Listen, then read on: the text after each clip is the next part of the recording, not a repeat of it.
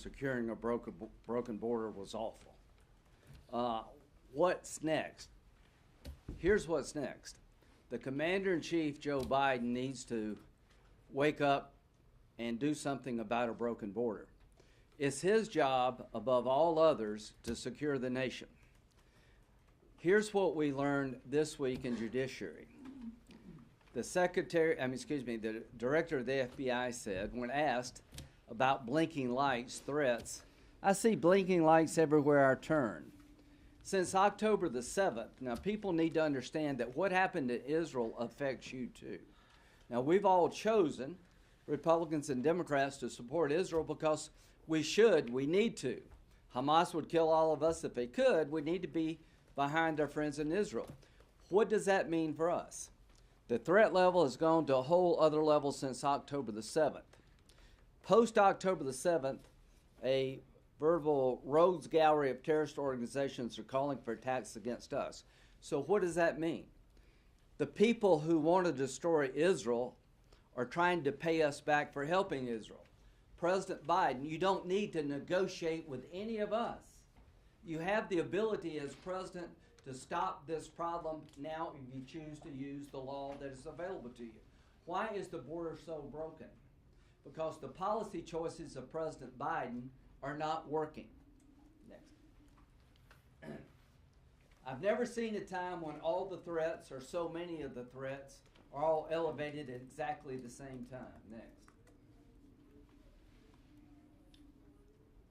This was December the 6th. Fighting age males lined up as far as you can see.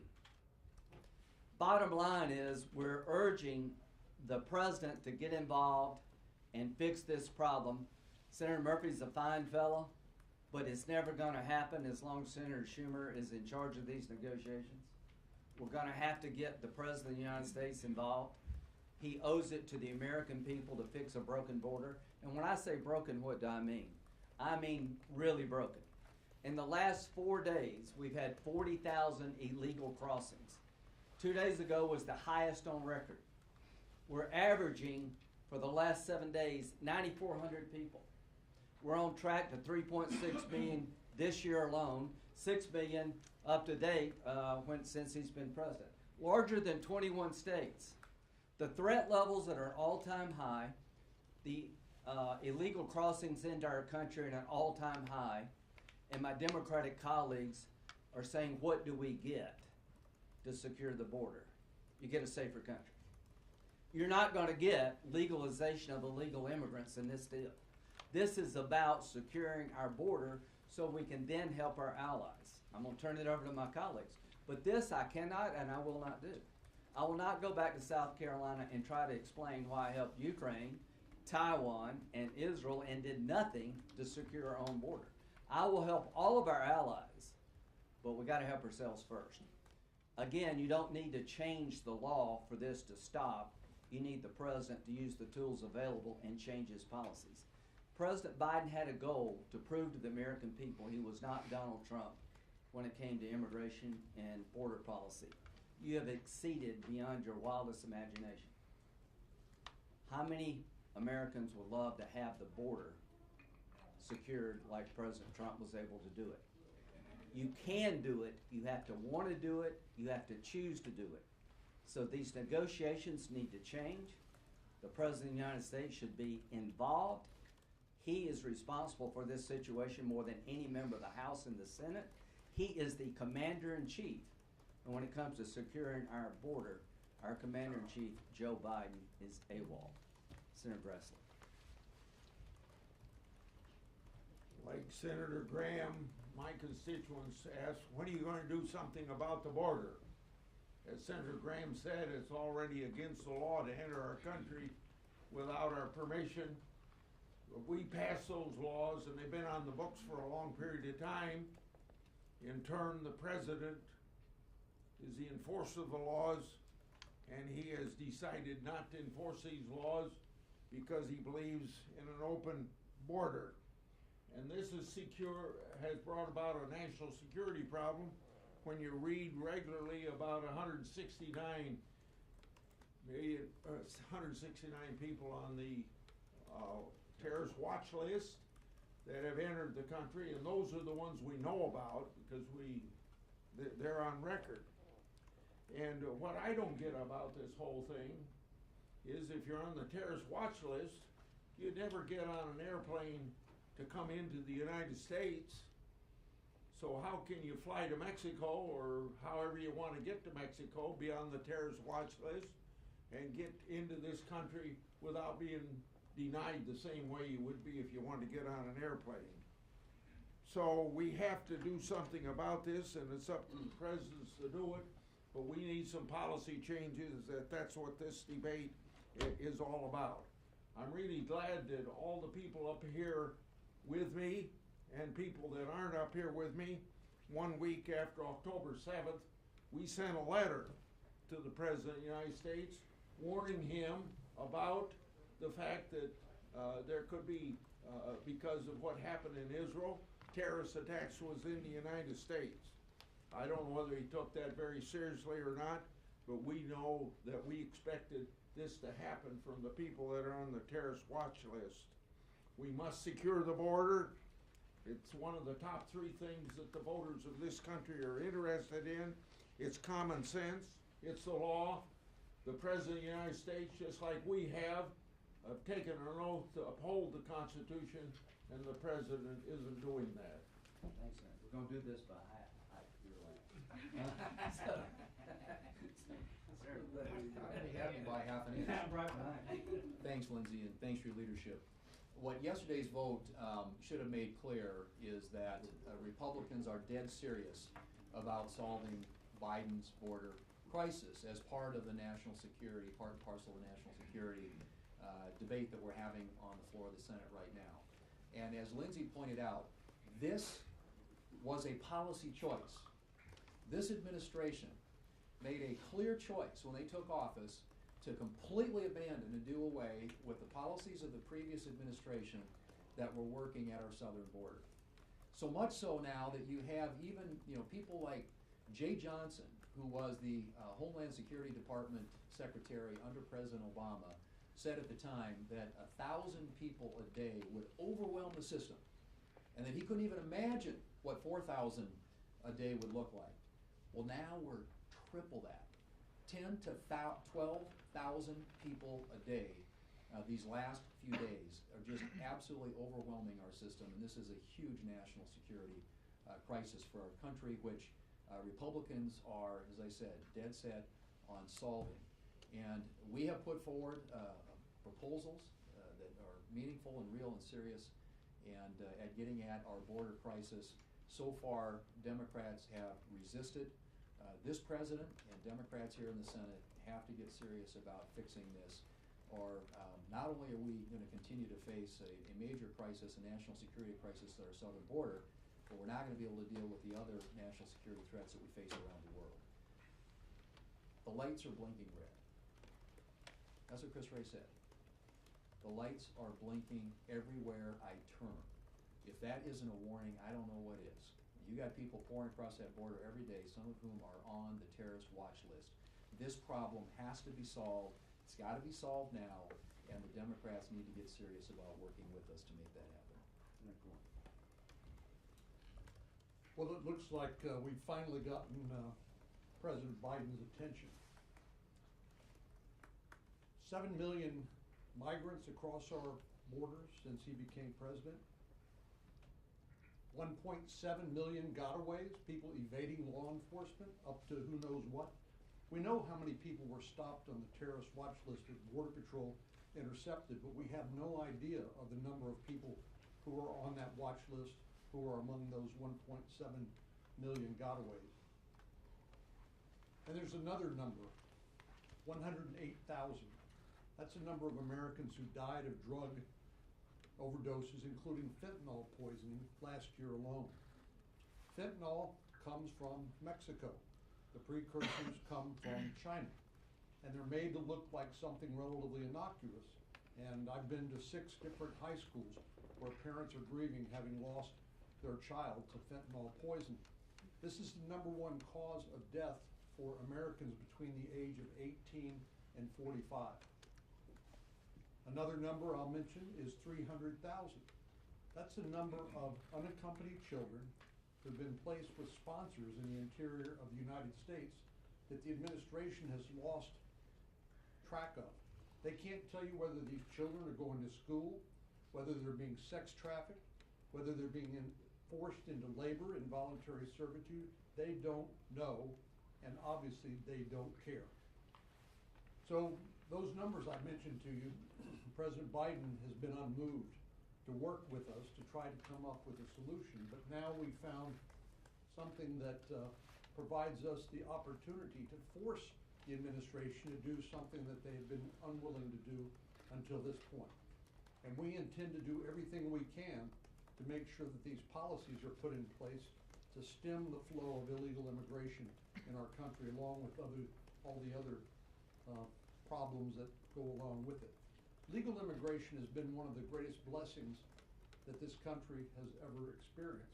Legal immigration, but President Biden has outsourced our immigration policy to the cartels who smuggle people by the head for thousands of dollars, and the drug cartels that took the lives of 108,000 Americans last year alone. Our nation faces several grave threats. We have Iran trying to kill American troops or blow up our ships every day in the Middle East. Radical Islamic terror groups like Al-Qaeda or ISIS, Hamas, Hezbollah threaten our people. We're rising, emboldened, and aggressive Russia and China, but there is no more urgent threat to this nation than our wide open southern border. You've heard these numbers, they're astonishing. 10 to 12,000 people a day crossing our border with no right to be here. Just put that in perspective. Over 3.6 million people a year, it'll probably be more than that since the numbers continue to increase. That is more than the entire population of the state of Arkansas. For that matter, it's more than the entire population of the state of Arkansas by Halloween. You can get a Vermont thrown in for Thanksgiving and Christmas as well. And it's not just the fact that puts strain on jobs and wages for American workers or schools and hospital systems and housing, but hundreds and hundreds of those people are on the terror watch list, or they're so-called persons of concern that could be infiltrating our country to commit mass casualty terror attacks against our people. And they are here not by accident, but because of Joe Biden's specific policy choices. Our border was closed the day Joe Biden took office. Now we have 12,000 illegal migrants crossing every day because he abuses our asylum laws, because he extends parole to vast groups of people as opposed to a case-by-case basis. Even the day-to-day tactical challenges. He won't let the Border Patrol defend themselves or defend what stretches of wall there are from attack and from destruction. He turns a blind eye when the cartels are trafficking people across our border or setting up de facto travel agencies in the old world. That's why not just Republicans in Congress, but the American people say Joe Biden has done a terrible job on our border. And they are tired of it, and they are demanding change. Now, Senator Graham said Joe Biden could change tomorrow. He could implement policies tomorrow that would not just substantially reduce, but almost entirely stop the flow of illegal migrants, to include potential terrorists across our border. He has shown no willingness to do that because he has shown no willingness to stand up to the radical left in his party. And if he is not willing to do that, then we will have to force him to do that. The Democrats in the Senate have not yet come to grips with that reality, that they are going to have to grant significant concessions on the border to pass the president's supplemental aid package. And certainly the House of Representatives will demand that. And until they accept that reality, the legislation will not pass.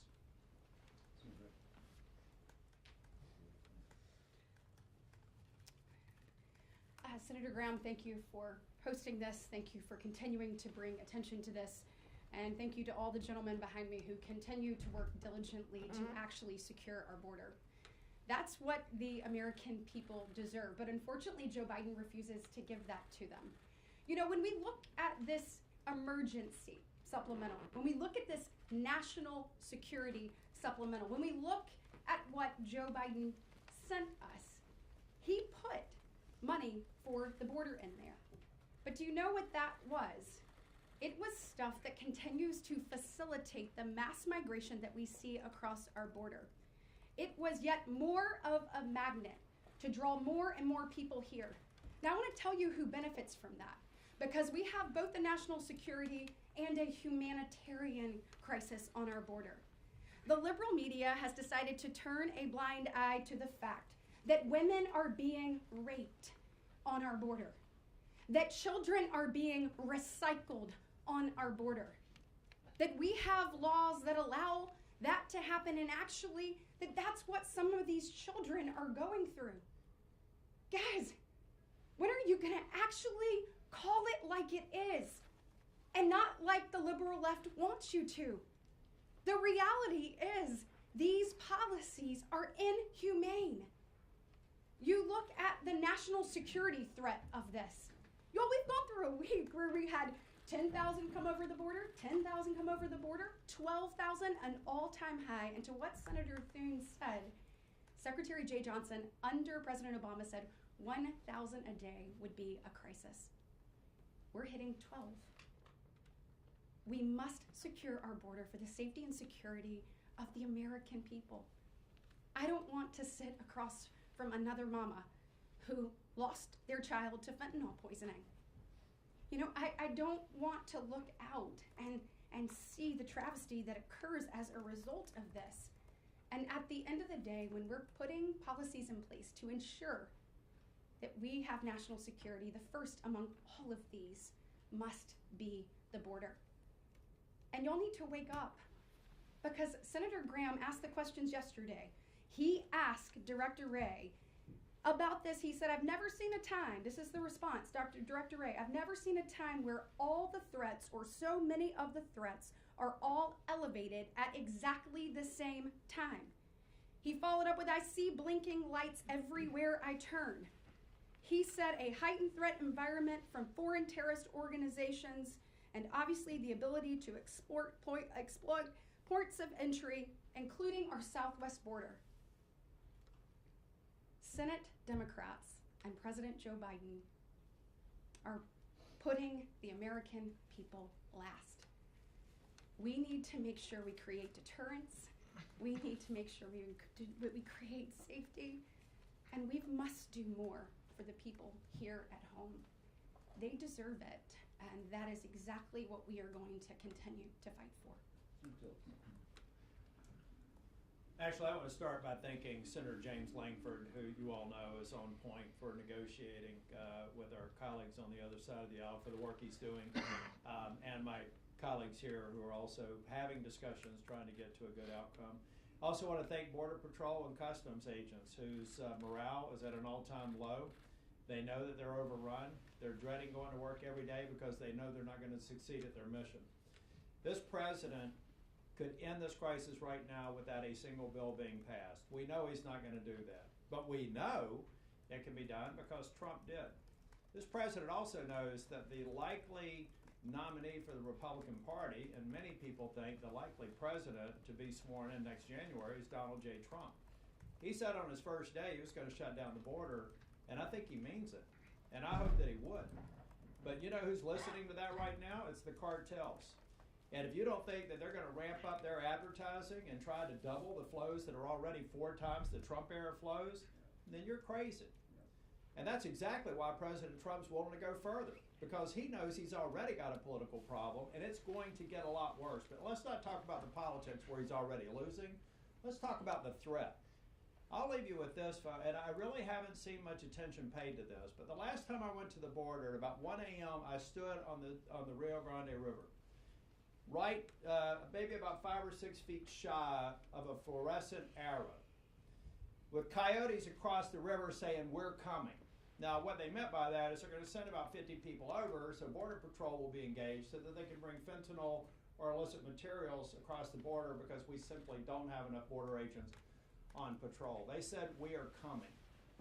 Now, 1.5 million people have crossed the border over the last 2 years that are so-called known gotaways. We know they came here. People don't go back to Mexico once they cross the Rio Grande River. They do everything they can. But these people are paying a premium and going through sectors of the border that they're doing everything they can to avoid Border Patrol. Back to that fluorescent era. If they didn't have a bad record, if they weren't somebody who was a threat to the homeland, why on earth would they pay money to go through some of the most dangerous sections of the border to evade apprehension? Why would they do that? Unless they've got a bad history or unless they've got a malign purpose. 1.5 million people, let's assume only 10% do. That's 150,000 people, ladies and gentlemen. So I care about Ukraine homeland security. I care about Israel's homeland security, but it would be immoral for me to put those two ahead of what I think is a clear and present threat to our homeland security. 7 senators in 21 minutes. That's questions. Got two, one on policy and then one sort of about the meeting this week. On policy, what exactly do you want on asylum and parole? And then on the meeting, what did you say to General Brown? Did you ask about where he was born? And tell us the background why you did that and if you felt that was appropriate. Yeah, I asked him, when's the last time you've been to the border? And he said, I was born in Texas. I didn't think that was a good response.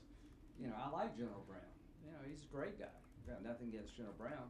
I was frustrated because nobody up there knew anything about the border. So when I said, when's the last time you went to the border, you tell me you're born in Texas, that's not answering my question. So I like General Brown. He's a great guy. But they didn't have one person there to talk about the border. Everything was about Ukraine. Everybody behind me will vote to aid Ukraine if we can get the border right. And then asylum and parole, what would you like? Number one, start with things that we know work. If you're past the credible fear standard, your hearing is on average, 3 or 4 years? 4. Stay outside the United States. Once you let people loose into the country, it gets back all over the world. Once you get to America, you never leave. The first thing you need to do to stop the flow or slow it down is make sure that people waiting for the asylum hearing are not released into the country, because that incentivizes people to come, because once they get released, the belief is you're never going to go back. Stop paroling people en masse. 240,000 people were given blanket parole under a statute that requires an individual analysis based on substantial benefit to the country or unusual humanitarian need. Quit abusing the law. He could do both of those things without one bill being passed, has been said. He's chosen to let people loose in the country. He's chosen to abuse the parole law, and his choice has led to a broken border with elevated terrorist threats. Joe Biden has been asleep at the wheel when it comes to the border. You need to wake up, Mr. President, before we get hit. Senator Murphy was asked downstairs if he thought the record 12,000 encounters at the border on Tuesday was a problem, and whether he shares your desire to lower the number of encounters. He says what the problem is that there aren't enough resources to process those encounters. So well, these negotiations should end. Because he doesn't understand. It's hard to fix a problem if you don't understand what it's all about. If you think 12,000 people are coming here because we're under-resourced, that's insane. They're coming here because they believe once they get here, they never leave. Under Biden, once you show up at the border, you're going to stay here forever.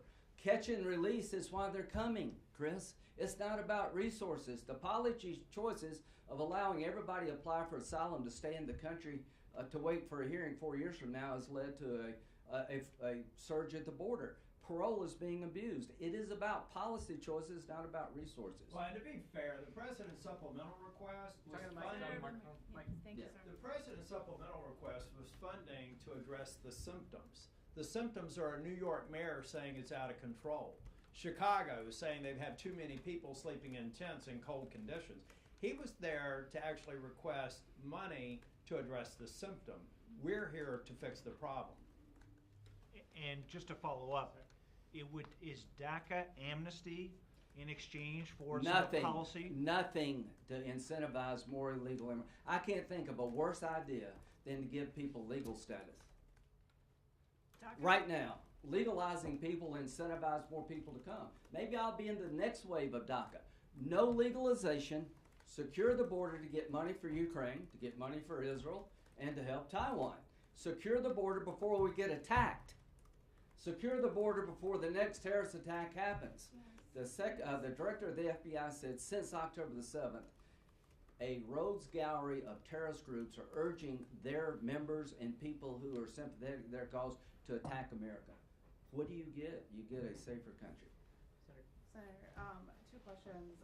One, I wanted to ask you guys on the timeline. Do you think this deal is possible before the end of the year? And then secondarily, can you speak to just kind of the fundamental disagreement? It seems like obviously you guys are very much about deterrence. You don't. Yeah. You want to send a different message to people that they shouldn't come here, that you're not welcome to be released in this country. But Democrats fundamentally don't want to send that message.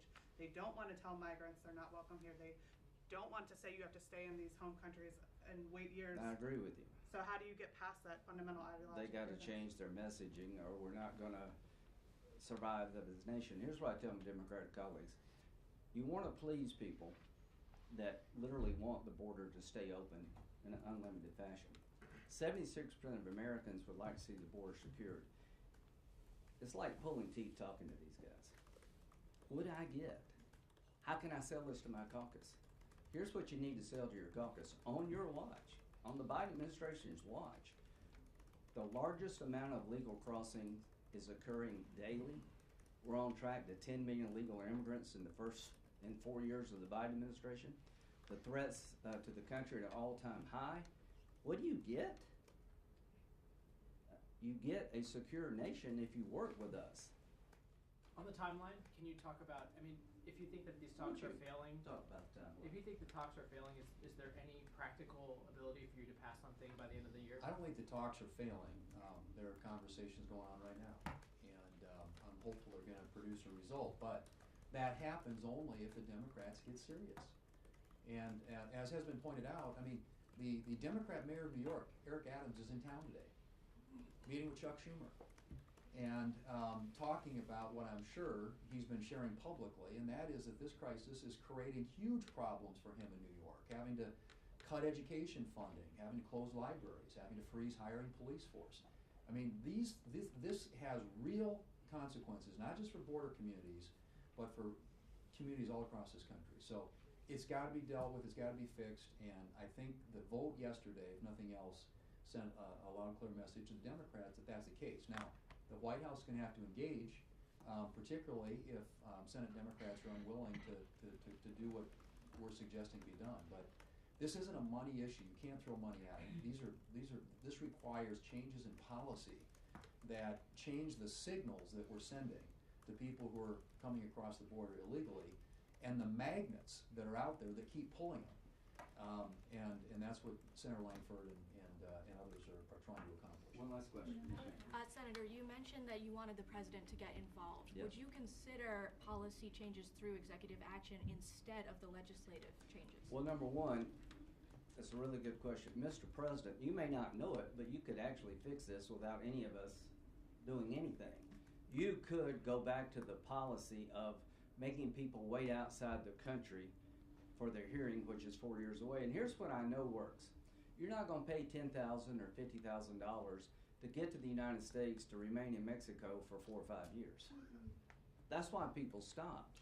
So parole, tell your Secretary of Homeland Security, stop paroling people on a mass basis. If you did those two things, it would go down dramatically. Now, about policy fixes, we need statutory changes to make it permanent. The President of the United States has all the power he needs to dramatically reduce the flow. To make it lasting beyond his administration, we need a statute. And here's what he needs to understand. If you don't use your executive tools or work with us for a statutory solution, none of us who are supportive of Ukraine, Israel, and Taiwan can vote on a supplemental, because you're making us pick countries abroad over our own homeland security. And I'll end where I started. I've never been more worried about a terrorist attack on our nation than I am right now. It's just not me saying it, it's all the people in the intelligence community. Mr. President, you are the commander-in-chief. You have a house, a plane, and a bunch of people working for you. You're in charge of the intelligence community. You're in charge of our nation's national defense. Mr. President, your own people are telling you America's exposed. And I feel like I'm in an episode of 24. The clock is ticking. Can we get there in time? People tell me they're probably already here. You're probably right, some. But after October the 7th, the number of people who want to punish us for helping Israel is through the roof. Every day that Israel has to fight for survival and we have a broken border is a dangerous day for America. Thank you.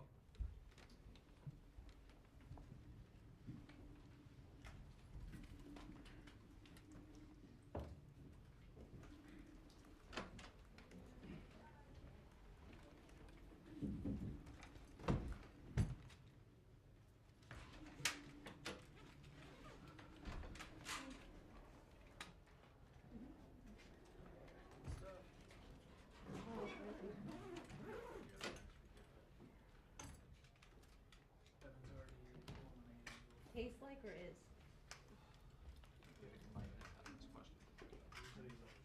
I was wondering why no one else, I mean, cause I was genuinely curious.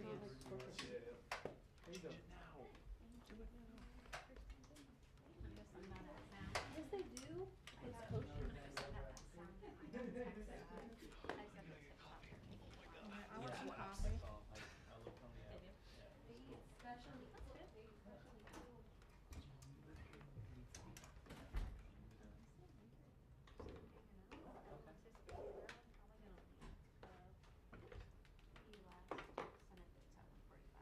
Okay. I do have my big camera, but I can put on monopod and go outside. Oh, you know, yeah. I have a Senate review crew also, so Okay, perfect. we should be okay. Be good. You can go on back to the office. I don't. I think I'm gonna get lost on my way back. Okay. We'll see. Crazier things have happened. Yep. Thank you. You bet. Thank you.